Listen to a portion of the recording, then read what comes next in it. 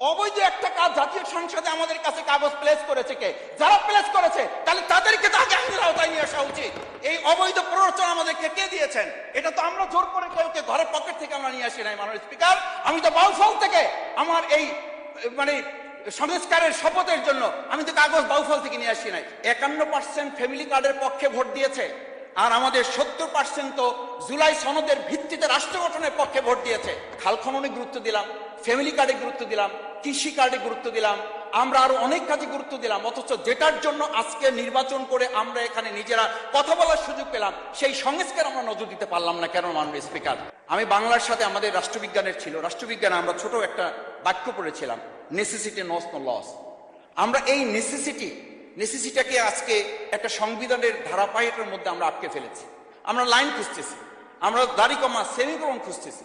আমরা আজকে পরিষ্কার একটা কথা বুঝি যে আমাদের এই সংস্কারের প্রয়োজনটা এই কারণে দরকার হয়েছে, এই প্রস্তাবটা এজন্য উত্থিত হয়েছে যে এটা 30 কার্য দিবসের মধ্যে যেখানে করার কথা ছিল সেখানে আমরা খাল খননে গুরুত্ব দিলাম, ফ্যামিলি কার্ডে গুরুত্ব দিলাম, কৃষি কার্ডে গুরুত্ব দিলাম, আমরা আরো অনেক কাজে গুরুত্ব দিলাম। অথচ যেটার জন্য আজকে নির্বাচন করে আমরা এখানে নিজেরা কথা বলার সুযোগ পেলাম, সেই সংস্কার আমরা নজর দিতে পারলাম না কেন? মাননীয় স্পিকার, আমি আর দুটো কথা বলি।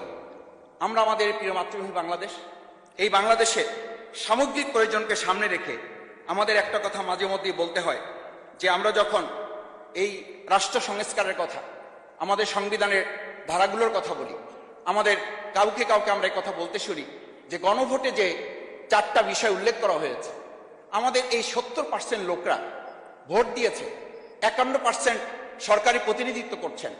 আমি তো একটা কথা যদি পরিষ্কার করে সরকারি বেঞ্চে যারা আছেন, ট্রেজারি বেঞ্চে যারা আছেন, তাদের বিনয়ের সাথে যদি জিজ্ঞেস করতে চাই যে আমরা 51% ফ্যামিলি কার্ডের পক্ষে ভোট দিয়েছে, আর আমাদের 70% তো জুলাই সনদের ভিত্তিতে রাষ্ট্র গঠনের পক্ষে ভোট দিয়েছে, আমরা তাহলে 51%কে গুরুত্ব দিয়ে ফ্যামিলি কার্ড বিতরণ করে জনগণের সেই 17 বছরের উন্নয়নের কথা বলি কি আমরা মূল জায়গা থেকে আমাদের দেশের জনগণকে আবার আরেকটা জায়গায় নিয়ে যেতে চাচ্ছি, এমন করে যে আমরা লক্ষ্য করছি, আমরা বলি সবার আগে বাংলাদেশ, আমরা বলি সবাই মিলে বাংলাদেশ।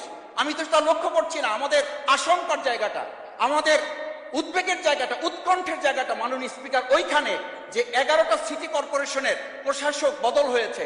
আমরা কি লক্ষ্য করলাম না সবাই মিলে যদি বাংলাদেশ হয় তাহলে সরকারি দলের বাইরে একজন যোগ্য লোক সৎ কি মানুষ খুঁজে পাওয়া গেল না? মাননীয় স্পিকার,